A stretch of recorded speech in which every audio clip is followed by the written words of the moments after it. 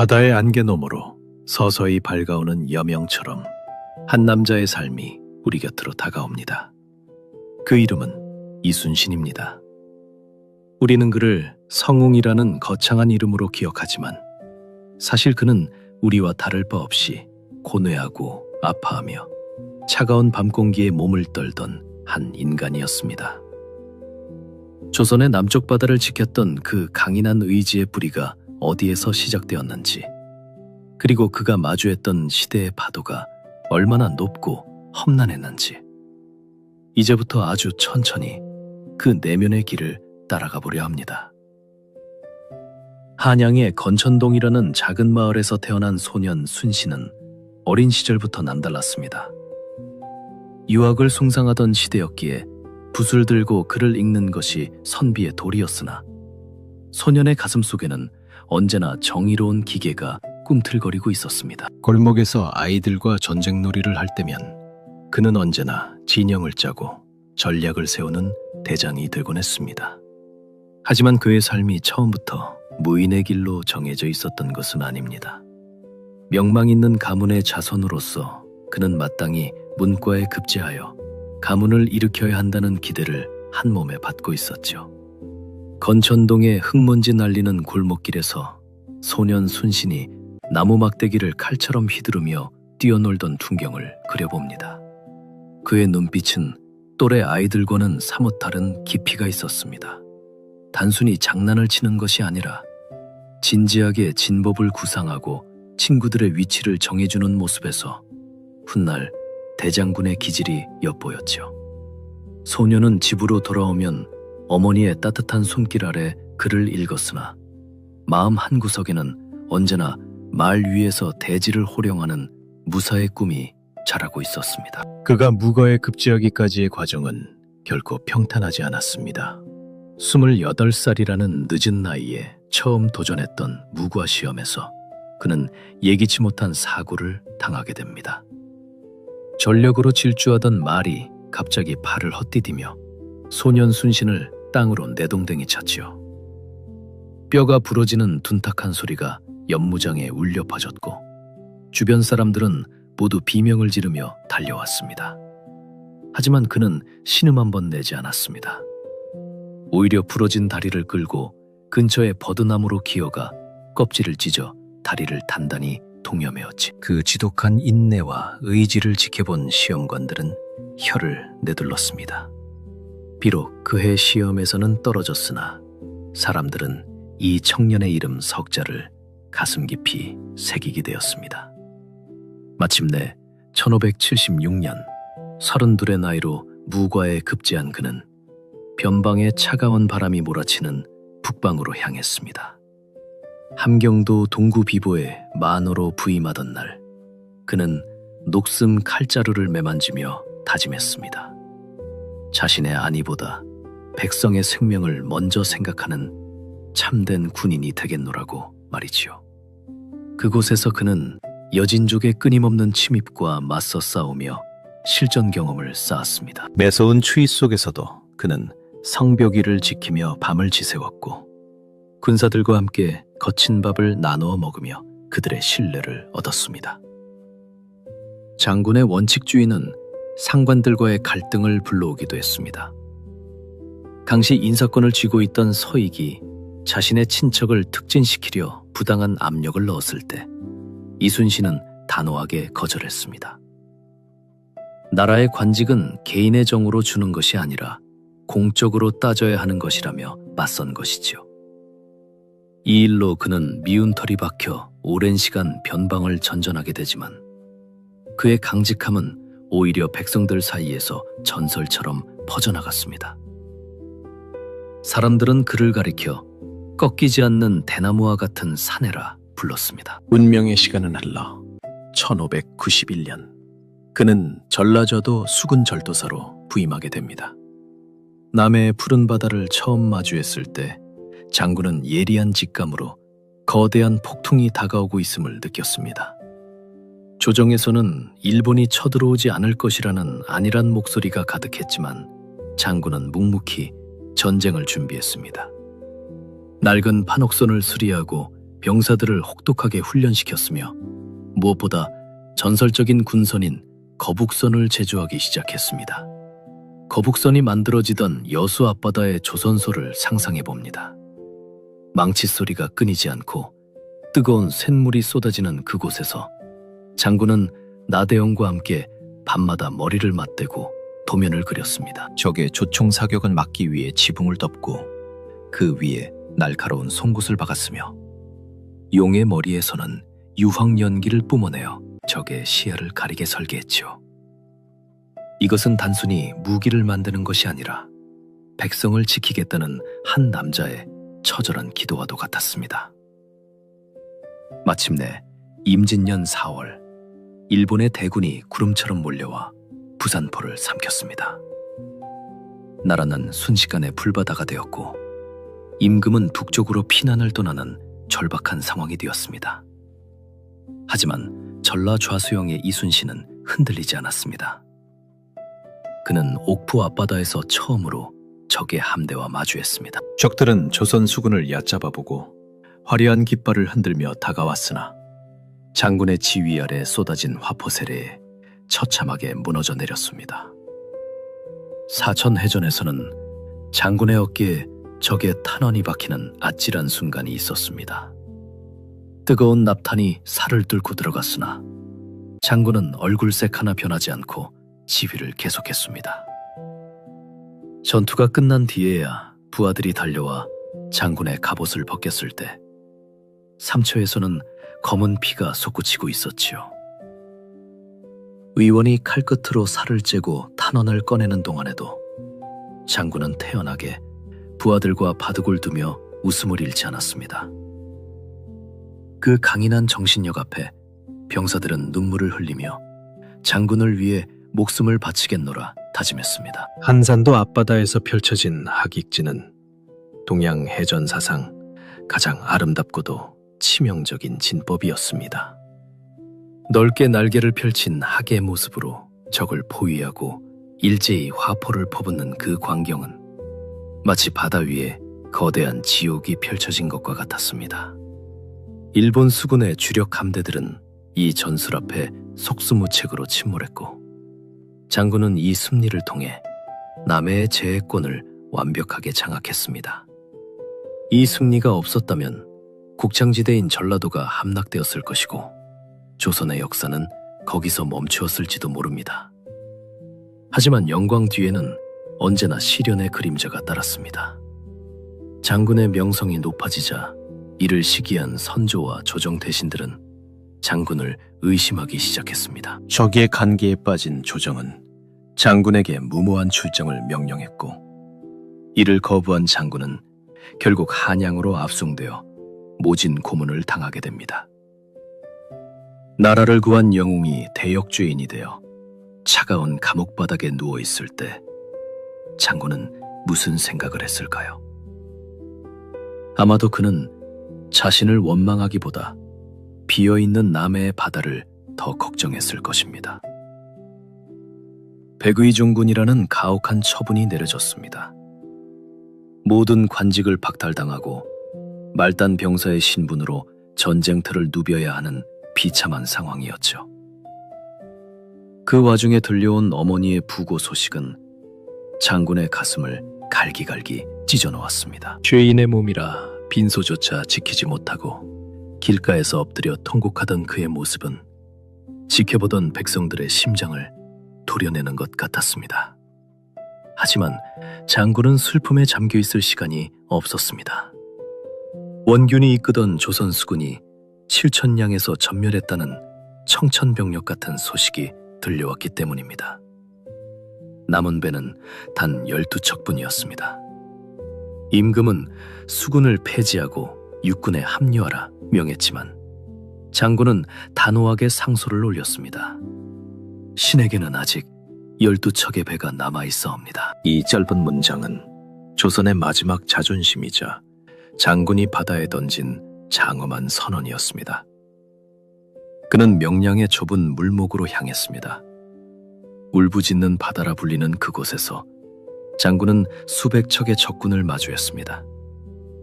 사적생, 생즉사의 정신으로 무장한 장군은 직접 대장선을 몰고 적진 한복판으로 뛰어들었습니다. 거센 물살이 적선들을 서로 부딪히게 만들었고 장군의 화포는 적의 심장을 꿰뚫었습니다.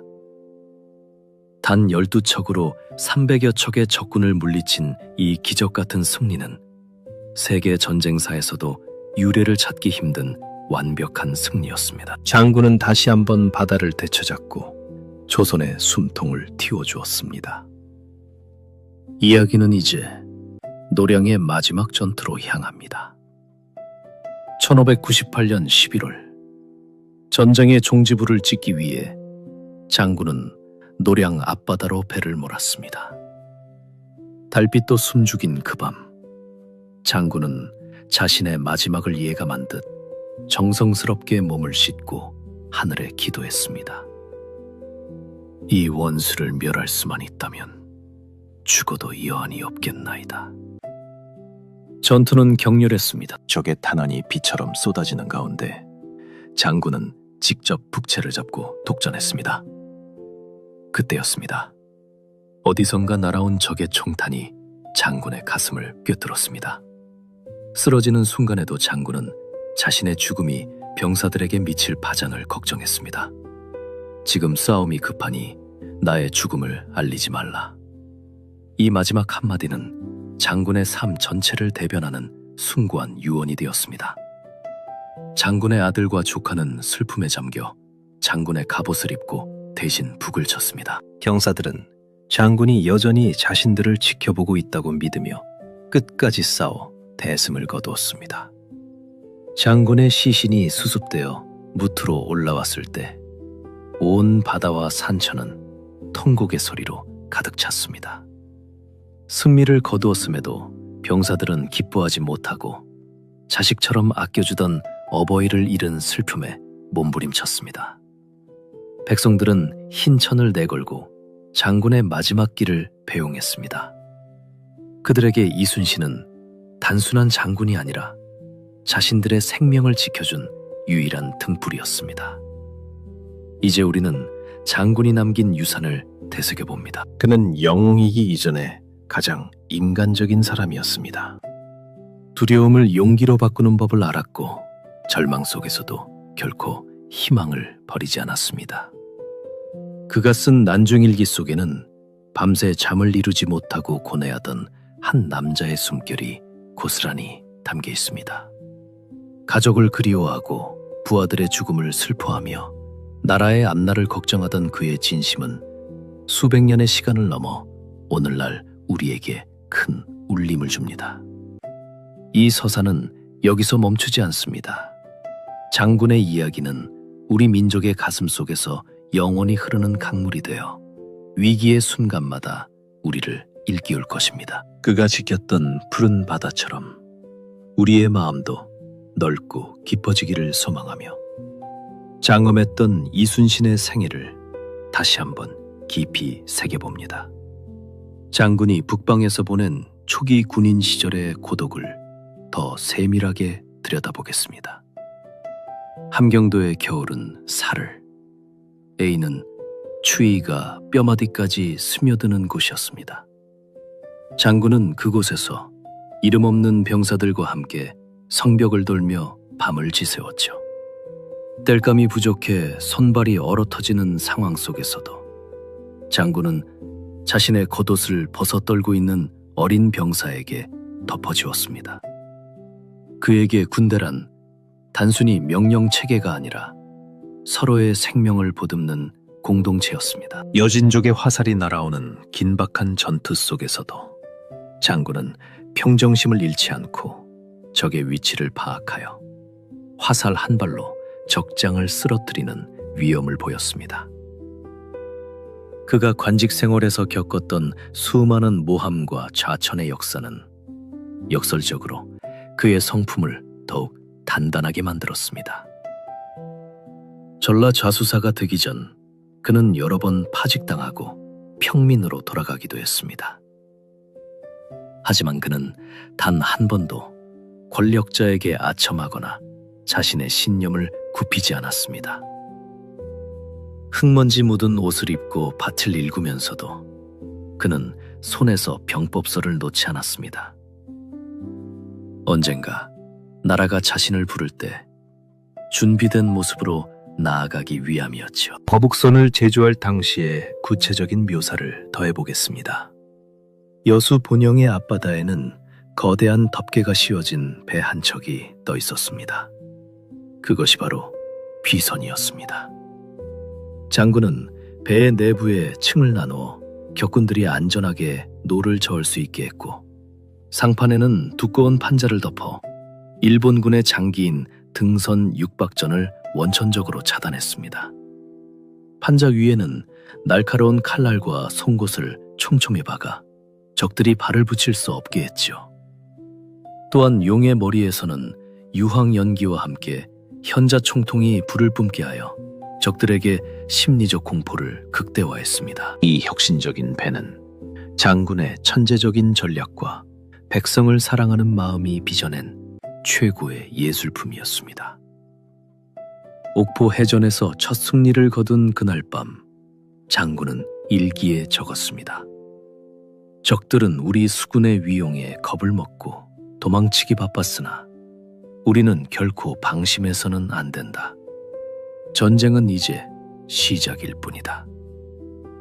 장군은 승리에 취하지 않았습니다.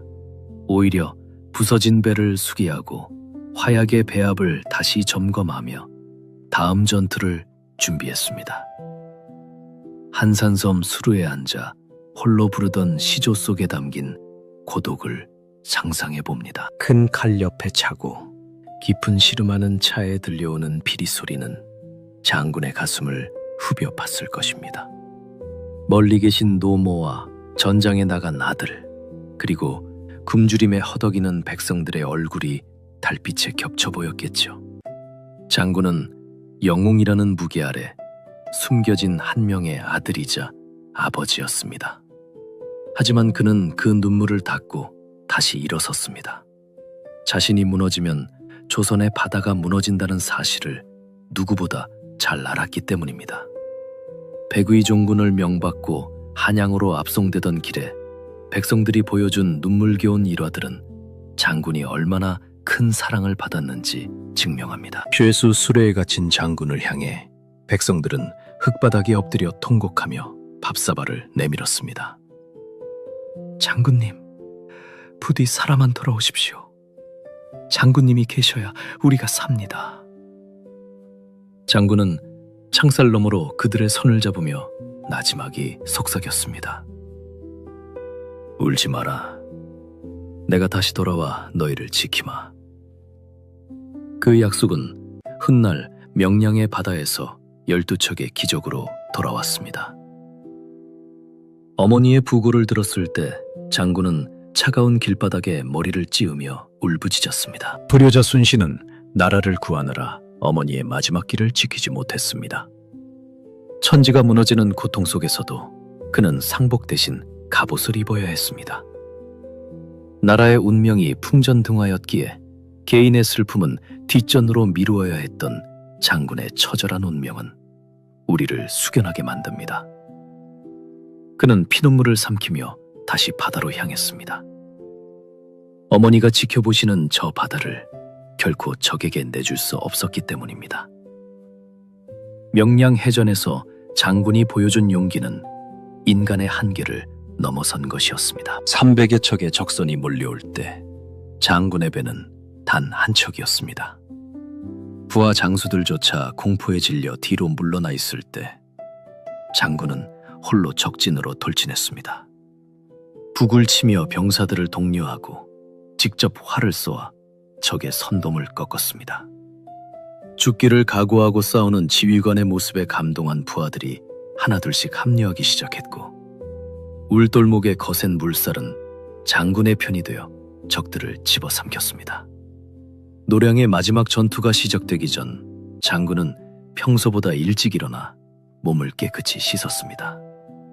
마치 자신의 마지막을 예감한 듯 정갈한 옷을 입고 투구를 고쳤었죠. 그는 함께 싸워준 부하들에게 감사의 인사를 전하며 마지막 명령을 내렸습니다.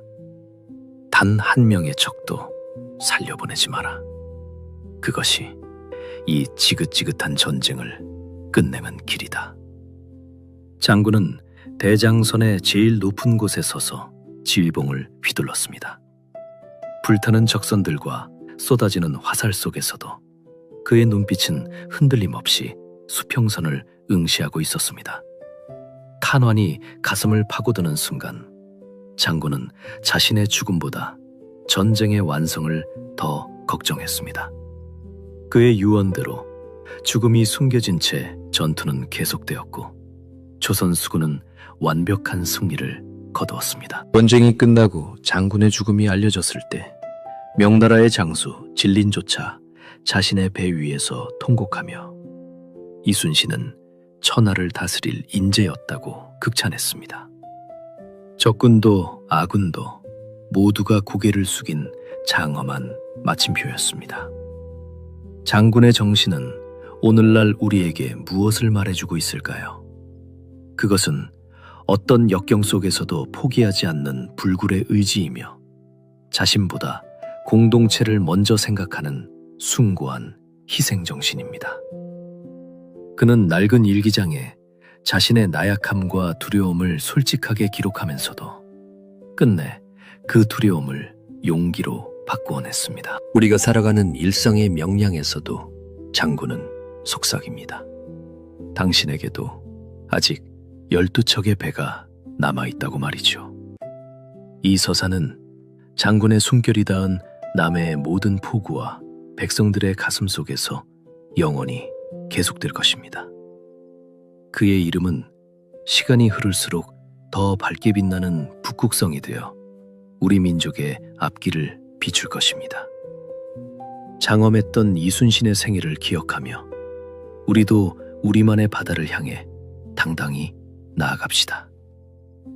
장군이 삼도 수군 통제사에서 파직되어 압송되던 그날의 공기는 유난히도 무거웠습니다. 한양으로 가는 길목마다 이름 없는 들꽃들이 장군의 발치를 배웅했지요. 장군은 수레안에서 흔들리며 자신의 지난 날을 복귀했습니다.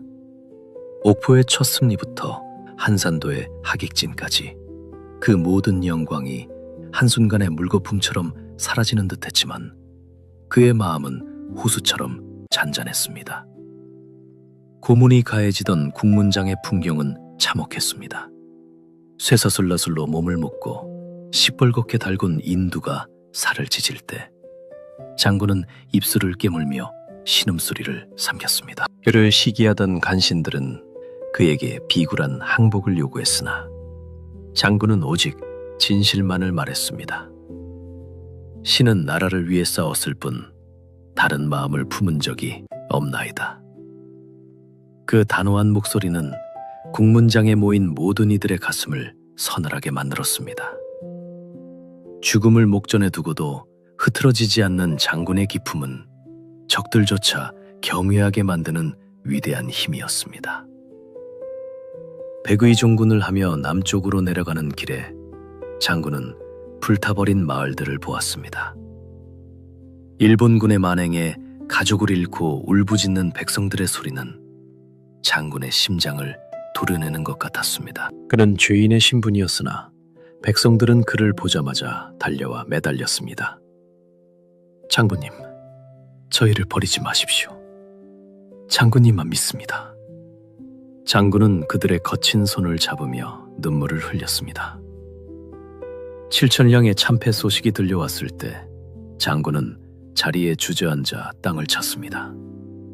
자신이 피땀 흘려 키운 수만 명의 병사와 수백 척의 함대가 한순간에 수장되었다는 사실은 그 무엇보다 큰 고통이었습니다. 원규를 원망하기보다 그런 무능한 지휘관을 임명한 조정의 실책을 탓하기보다 그는 죽어간 병사들의 얼굴을 떠올리며 흐느꼈습니다. 그들은 장군을 믿고 바다를 지켰던 소중한 이들이었습니다. 장군은 다시 일어섰습니다. 남겨진 12척의 배가 그를 기다리고 있었기 때문입니다. 명량 해전을 앞두고 장군이 병사들에게 내린 훈시는 단순히 승리를 독려하는 말이 아니었습니다. 그것은 인간의 원초적인 공포를 용기로 승화시키는 주문과도 같았습니다. 살고자 하면 죽을 것이요, 죽고자 하면 살 것이다. 이 짧고 강렬한 문장은 병사들의 심장에 불을 질렀습니다. 장군은 울 돌목의 거센 물살을 바라보며 자연의 힘을 전략으로 이용할 계획을 세웠습니다. 전투가 시작되자 장군은 제일 먼저 북을 올리며 돌진했습니다. 대장손에 꽂힌 장군의 깃발은 모든 조선 수군의 희망이었습니다. 적들이 구름처럼 몰려와 화살을 퍼부었지만 장군은 갑판 위에서 한치의 흐름도 놓치지 않았습니다. 적의 선봉장이 탄 배가 소용돌이에 휘말려 뒤집히는 순간 장군은 명령했습니다. 일제히 화포를 쏘아라. 바다는 불바다가 되었고 적들의 함성은 비명으로 바뀌었습니다. 기적 같은 승리는 그렇게 한 남자의 굳건한 신념과 치밀한 계산 위에서 탄생했습니다. 전쟁의 끝이 보이던 노량해전, 그 전야의 정막을 기억해 봅니다. 장군은 자신의 갑옷을 정성스럽게 닦으며 마지막 전투를 준비했습니다. 그는 이미 자신의 운명을 알고 있었을지도 모릅니다. 수년간 이어진 고문과 질병, 그리고 정신적 고통은 그의 육신을 만신창이로 만들었으나 그의 영혼은 그 어느 때보다 맑게 빛났습니다. 장군은 부하들에게 말했습니다. 오늘 우리가 흘리는 피가 조선의 영원한 평화가 될 것이다. 총탄이 가슴을 파고드는 그 고통스러운 순간에도 장군은 조선의 승리만을 생각했습니다. 부하들이 달려와 울부짖을 때 그는 가쁜 숨을 몰아쉬며 말했습니다. 지금 싸움이 급하니 나의 죽음을 알리지 말라. 이 말은 장군이 세상에 남긴 가장 위대한 선물 중 하나였습니다. 그의 죽음이 숨겨진 덕분에 군사들은 흔들리지 않고 끝까지 싸워 적들을 섬멸했습니다. 장군은 죽음으로써 임무를 완수했고 죽음으로써 불멸의 영웅이 되었습니다. 우리는 이순신이라는 이름을 통해 한 인간이 도달할 수 있는 가장 숭고한 경지를 봅니다. 그는 신이 아니었습니다. 우리처럼 아파하고 고뇌하며 때로는 흔들리는 평범한 인간이었습니다. 하지만 그는 자신에게 주어진 소명 앞에 모든 것을 던졌습니다. 그의 삶은 우리에게 묻습니다. 당신은 무엇을 위해 당신의 생을 바치고 있느냐고 말이죠. 장군의 이야기는 단순한 역사가 아니라 우리 모두가 걸어가야 할 진리의 길입니다. 장군이 정업 현감 시절에 보여주었던 자애로운 통치의 단편들을 더 조명해 봅니다. 당시 정읍은 관리들의 횡포로 백성들의 원성이 자자한 곳이었으나 장군이 부임한 뒤 모든 것이 바뀌었습니다. 그는 직접 들판으로 나가 백성들의 고충을 듣고 억울한 일을 당한 이들의 눈물을 닦아주었습니다. 세금을 공정하게 징수하고 탐관오리들의 발을 붙이지 못하게 했죠. 백성들은 장군을 가리켜 우리를 살린 어버이라 칭송했습니다. 이러한 행정가로서의 탁월함은 훗날 그가 수군 진영에서 자급자족 체제를 구축하고 군사들을 먹여 살리는 근간이 되었습니다. 장군이 유성룡과 나누었던 우정은 조선 역사상 가장 아름다운 동행 중 하나였습니다. 유성룡은 조정의 반대를 무릅쓰고 장군의 능력을 믿어주었고 장군은 그 믿음에 보답하기 위해 목숨을 걸고 바다를 지켰습니다. 두 사람 사이에 오간 편지에는 나라를 걱정하는 뜨거운 마음이 가득했습니다. 장군의 지혜는 비단 전투에서만 빛난 것이 아니었습니다. 그는 포구의 지형을 이용해 소금밭을 일구고 고기를 잡아 군수물자를 자급자족하는 놀라운 행정 능력을 보여주었습니다. 당시 조정에서 내려오는 보급이 거의 끊긴 상태였기에 장군의 이러한 자구책은 조선 수군을 살리는 생명선이 되었습니다. 장군은 직접 소금을 굽는 가마솥 앞에 서서 병사들과 함께 땀을 흘렸습니다. 지휘관이 솔선수범하는 모습에 감동한 백성들은 자신들의 곡식을 기꺼이 내놓으며 군대를 도왔습니다. 민과 군이 하나가 된 이 모습이야말로 임진왜란을 승리로 이끈 보이지 않는 가장 큰 힘이었습니다. 장군은 또한 정보의 가치를 누구보다 잘 알고 있었습니다. 그는 남해안의 지리에 밝은 어부들을 탐망꾼으로 임명하여 적의 움직임을 실시간으로 파악했습니다. 지피지기면 백전백승이라는 병법을 현장에서 완벽하게 구현해낸 것이죠. 전쟁의 화마 속에서도 장군은 배움을 멈추지 않았습니다. 그는 진중에서도 틈틈이 책을 읽고 세상의 이치를 궁리했습니다. 전쟁의 화마 속에서도 장군은 배움을 멈추지 않았습니다. 그는 진중에서도 틈틈이 책을 읽고 세상의 이치를 궁리했습니다. 그가 읽은 책들은 인간의 본성을 탐구하는 철학서들이었습니다.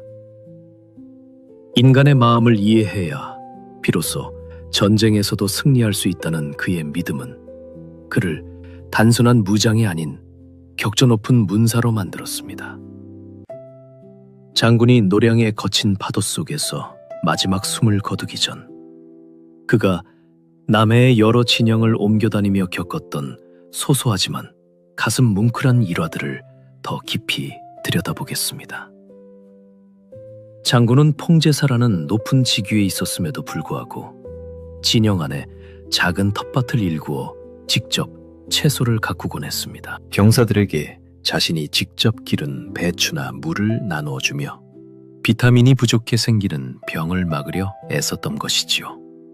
장군은 군사들의 먹거리가 곧 전투력의 근원임을 알았기에 식량 확보를 위해 소금 굽는 일과 둔전 일구기에 그토록 집착했던 것입니다.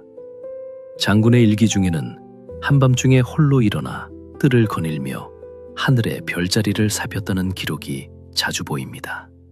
그는 첫문에 밝아 별의 움직임을 보고 날씨와 바람의 방향을 예측하곤 했습니다. 이는 미신을 믿는 것이 아니라 자연의 흐름을 읽어 전술에 활용하려는 지독한 탐구 정신의 발로였습니다. 어느 날 밤 장군은 유난히 밝게 빛나는 북극섬을 보며 멀리 떨어진 가족들의 얼굴을 떠올렸을지도 모릅니다. 나라를 지키느라 정작 자신의 가정을 돌보지 못한 가장으로서의 미안함이 차가운 밤 공기와 함께 그의 가슴을 점했을 테지요. 장군과 함께 바다를 누볐던 부하 장수들 중에는 거북선을 설계한 나대용이나 충직한 조방장 어영담 같은 인물들이 있었습니다. 장군은 그들과 단순히 상관과 부하의 관계를 넘어 생사를 함께하는 동지로서 깊은 우정을 나누었습니다. 특히 어영담이 세상을 떠났을 때 장군은 식음을 전폐하고 슬퍼하며 제문을 지어 올렸습니다. 전쟁의 상흔은 장군의 몸뿐만 아니라 마음에도 깊은 주름을 남겼습니다. 그는 포로로 잡혀온 일본 아이들을 보며 전쟁의 무의미함을 느꼈습니다. 그 아이들을 죽이지 않고 돌려보내거나 진중에서 먹여 살렸던 기록은 장군의 인류애가 얼마나 깊었는지를 보여줍니다. 적군의 자식이라 할지라도 어린 생명에게는 죄가 없다는 그의 신념은 사륙이 난무하는 전쟁터에서 유일하게 빛나던 인간성의 등불이었습니다. 이러한 장군의 자비로움은 훗날 그가 성웅으로 추앙받는 가장 큰 이유 중 하나가 되었습니다. 우리는 이제 장군이 전라남도의 고화도에서 함대를 재건하던 그 처절한 겨울을 떠올려 봅니다. 7,000량에서 모든 것을 잃고 돌아온 장군에게 주어진 것은 고작 몇 척의 배와 겁에 질린 병사들 뿐이었습니다. 장군은 직접 도끼를 들고 산에 올라 배를 만들 나무를 베었습니다. 지도자가 몸소 노동을 아끼지 않는 모습에 병사들은 다시 희망을 품었습니다. 장군의 청렴함은 당시 부패한 관료 사회에서 단연 돋보이는 보석이었습니다. 그는 전쟁 중에도 백성들에게 거둔 세금을 단 한 푼도 사적으로 쓰지 않았으며 오히려 자신의 복록을 털어 굶주린 백성들을 구휼했습니다. 장군이 죽은 뒤 그의 집안에 남은 재산이 거의 없었다는 사실은 그가 얼마나 투철한 공직자 정신을 가졌는지를 증명합니다. 권력을 이용해 사리사욕을 채우기보다 나라의 뒤주를 먼저 걱정했던 그의 고결한 삶은 오늘날까지도 우리 사회의 지도자들이 본받아야 할 최고의 덕목으로 꼽힙니다.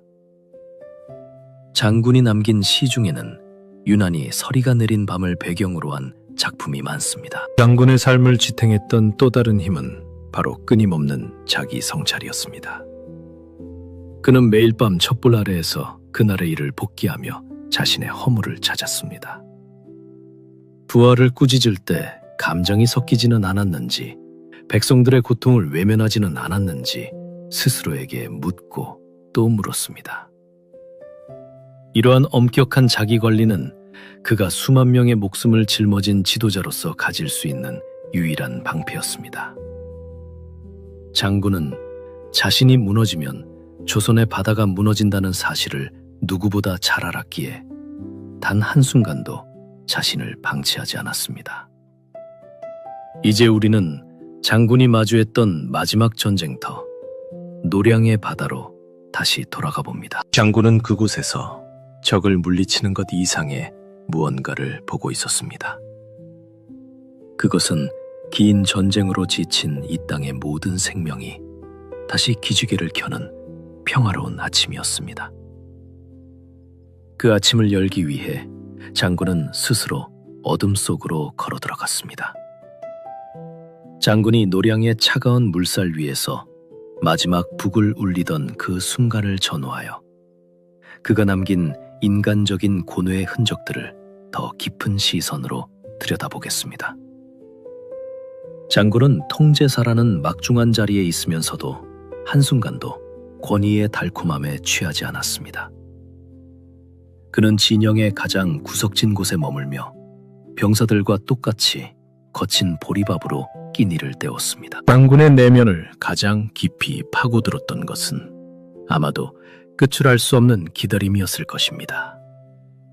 적이 언제 들이닥칠지 모르는 긴장감 속에서 장군은 매일 밤 초소가 보이는 망루에 올랐습니다. 파도 소리가 유난히 크게 들리는 밤이면 그는 바다의 신에게 조용히 말을 건넸습니다. 이 땅의 백성들이 흘린 피가 이제는 마르게 해달라고 말이죠. 장군이 가졌던 공포는 자신의 죽음이 아니라 자신이 지키지 못한 백성들의 눈물이었습니다. 그 지독한 책임감이 그를 잠 못 들게 했습니다. 장군과 그의 가족들 사이의 애틋한 이야기는 우리의 가슴을 더욱 미어지게 합니다. 장군의 아내 방씨 부인은 남편이 전장에 나가 있는 동안 가문의 살림을 꾸리며 묵묵히 기도로 남편의 무사 귀환을 빌었습니다. 장군은 아내에게 보낸 편지에서 전쟁터의 험난함보다는 아이들의 안부와 아내의 건강을 먼저 물었습니다. 하지만 그는 끝내 가족의 품으로 돌아가지 못했습니다. 장군이 노량에서 전사했다는 소식이 고향에 전해졌을 때 아내와 자식들이 느꼈을 그 상실감은 조선 전체의 슬픔과도 같았습니다. 장군은 나라를 위해 남편과 아버지로서의 있어서의 삶을 기꺼이 희생했고 그 희생의 토대 위에 우리는 지금의 평화를 누리고 있습니다. 우리는 또한 장군이 아꼈던 무명의 기술자들과 격군들의 삶을 기억해야 합니다. 배 밑바닥에서 땀을 흘리며 노를 젓던 그들은 장군의 눈빛 하나에 자신의 목숨을 걸었습니다. 장군이 노량의 마지막 밤에 보았던 바다는 어떤 모습이었을까요?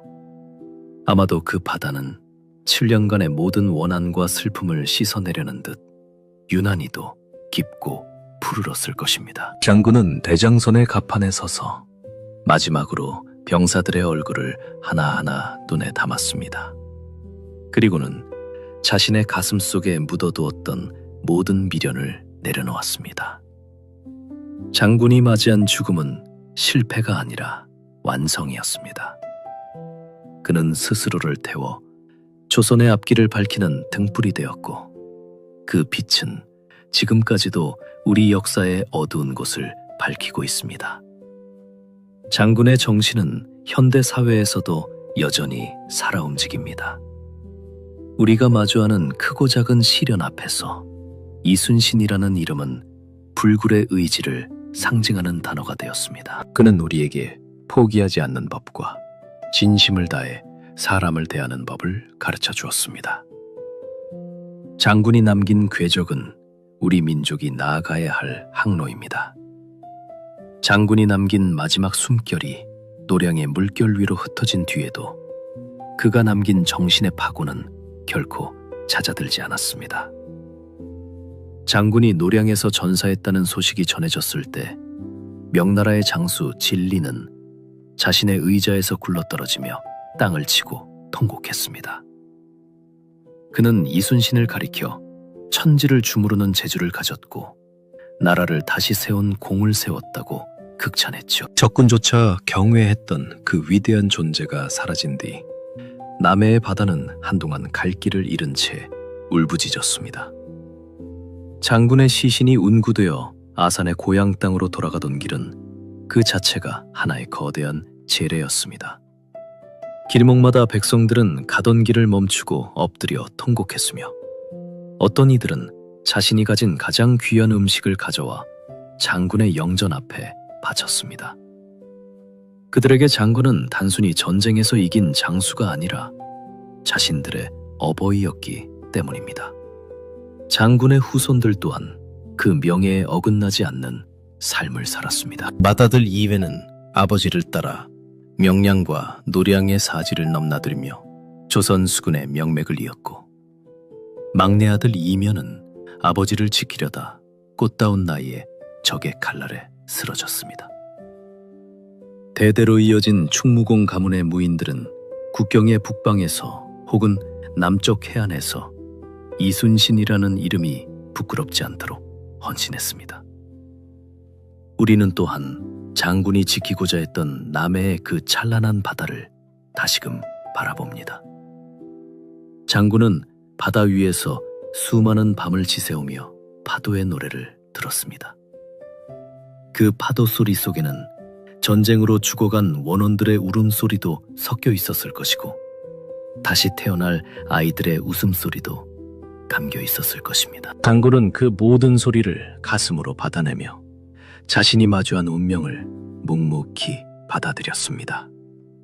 그에게 바다는 조선의 생명선이었습니다. 장군의 삶을 돌이켜보며 우리가 느끼는 가장 큰 감정은 아마도 고결한 고독일 것입니다. 그는 비겁한 타협을 거부했고 불의한 권력 앞에 무릎 꿇지 않았습니다. 오직 진실과 원칙만을 따라 걸었던 그의 길은 외롭고 험난했지만 그렇기에 더욱 빛이 났습니다. 그는 우리에게 진정한 성공이란 무엇인가를 묻습니다. 많은 재물을 모으고 높은 자리에 오르는 것이 성공인지 아니면 자신의 신념을 지키며 대의를 위해 자신을 온전히 던지는 것이 성공인지를 말이죠. 장군의 대답은 명확했습니다. 그는 죽음으로써 영원히 사는 길을 택했고 그 선택은 수백 년이 지난 지금도 우리의 가슴을 뜨겁게 달구고 있습니다. 이제 이 긴 서사에 마침표를 찍을 시간이 다가오고 있습니다.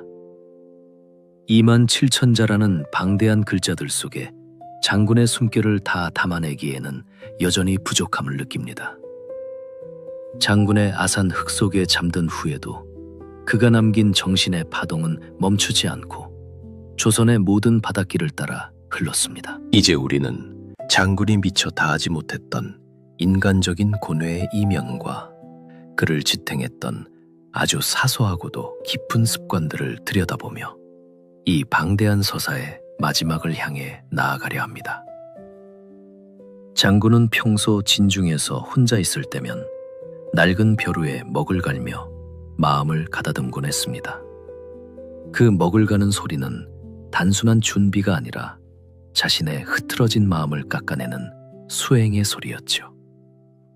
그는 일기에 적지 못한 수많은 감정을 붓끝에 실어 허공에 휘둘렀습니다. 장군이 임진년 첫 출전을 앞두고 여수 본영의 뜰에서 보았던 오동나무 꽃의 향기를 상상해 봅니다. 전쟁의 비극이 시작되기 직전 그 평화로운 꽃향기를 맡으며 장군은 자신의 생애가 이토록 짧고 덧없을지도 모른다는 생각을 했을 것입니다. 우리는 또한 장군이 7,000량의 참패 소식을 듣고 전남 보성의 열선루에 앉아보았던 그 처절한 밤하늘을 기억해야 합니다. 배는 없고 병사들은 흩어졌으며 왕은 자신을 불신하는 상황 속에서도 장군은 뜬 눈으로 밤을 지새웠습니다. 그때 장군을 다시 일으킨 것은 원망이 아니라 남겨진 12척의 배를 지키고 있던 이름 없는 수졸들의 눈빛이었습니다. 장군은 그들의 낡은 옷깃을 여며주며 다짐했습니다.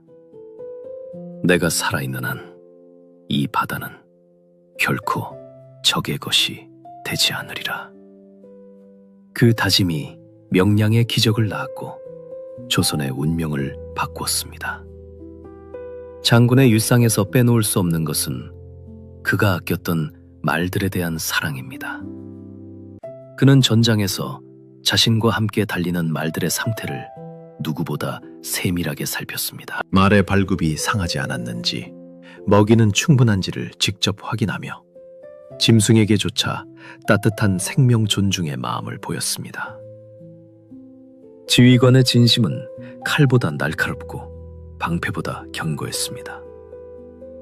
이제 장군이 노량의 바다에서 마지막으로 울렸던 그 북소리의 긴 여운을 따라가 봅니다. 장군은 북채를 잡은 손에 힘을 주며 자신의 심장 박동과 북소리를 하나로 맞췄습니다. 그 소리는 조선 수군에게는 용기의 노래였고 일본 수군에게는 파멸의 장송곡이었습니다. 장군은 자신의 가슴을 파고드는 차가운 탄환의 감촉을 느끼면서도 북채를 놓지 않았습니다. 그가 마지막까지 지키고 싶었던 것은 자신의 생명이 아니라 전열의 무너짐이었습니다. 나 하나 주고 나라가 산다면 그것으로 충분하다는 그 무아의 경지가 노량의 붉은 파도 위에 서려 있습니다. 장군이 떠난 뒤 아산의 형충사에는 사계절 내내 바람이 머물다 갑니다. 그 바람은 장군이 생전에 좋아했던 소나무 숲을 지나 백성들의 집 마당을 거쳐 다시 바다로 향합니다. 우리는 이순신이라는 거울을 통해 우리 자신을 비추어 봅니다. 나는 지금 내게 주어진 책임을 다하고 있는가? 나는 내 이웃의 아픔에 공감하고 있는가? 장군의 삶은 수백 년이 지난 지금도 우리에게 가장 통렬한 질문을 던집니다. 단순히 영웅을 숭배하는 것을 넘어 그의 인간적인 고뇌와 그 고뇌를 이겨낸 의지를 본받는 것, 그것이 우리가 장군의 대본을 읽고 듣는 진정한 이유일 것입니다. 장군은 우리에게 불굴의 용기라는 가장 값진 유산을 남겨주었습니다. 이야기는 이제 장군이 사후에 전국의 백성들에 의해 수호신으로 추앙받으며 사당이 세워지는 과정과 그 속에 담긴 민초들의 절절한 사연들로 확장됩니다. 장군을 위해 자신의 머리카락을 잘라 집신을 만든 할머니의 이야기부터 장군의 전사 소식을 듣고 바다에 몸을 던진 노비의 이야기까지, 장군은 조선 사람 모두의 가슴 속에 살아있는 별이 되었습니다. 장엄했던 이 서사의 대장정을 마무리하며 우리는 다시 한번 장군이 섰던 그 갑판 위를 상상해 봅니다. 거센 풍랑 속에서도 흐트러짐 없이 앞을 응시하던 그 단호한 눈빛, 그 눈빛이 있었기에 조선은 무너지지 않았습니다. 이제 그 눈빛은 우리의 눈 속에 담겨 내일이라는 험난한 파도를 헤쳐나갈 용기가 되었습니다. 이순신 장군, 당신은 영원한 우리의 통제사이며 영원한 우리의 어버이입니다. 당신의 숭고한 헌신을 기억하며 우리는 오늘을 살아가고 내일의 바다를 향해 돛을 올립니다. 시대가 변하고 강산이 바뀌어도 당신의 이름은 우리 민족의 가슴 속에서 영원히 멸하지 않는 빛으로 남을 것입니다. 그 빛을 따라 우리도 우리만의 명량을 승리로 이끌겠습니다. 당신이 사랑한 이 땅과 이 바다를